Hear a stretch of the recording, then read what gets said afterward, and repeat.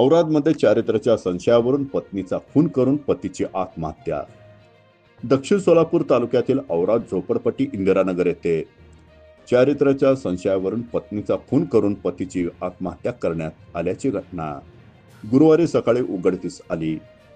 याबाबतची माहिती सिद्धबा महासिद्ध कोळी वय 20 यांनी मंद्रुप पोलिसात दिलेल्या फिर्यादीनुसार गुन्हा नोंद करण्यात आला आहे।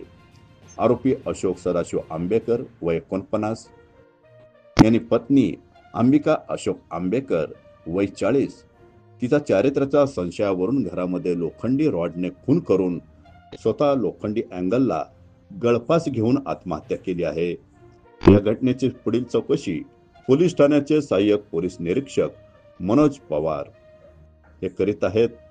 ही बातमी संकलित केली आहे आमच्या बहुजन आवाज न्यूज चॅनलचे वृत्त संपादक समीर शेख यांनी।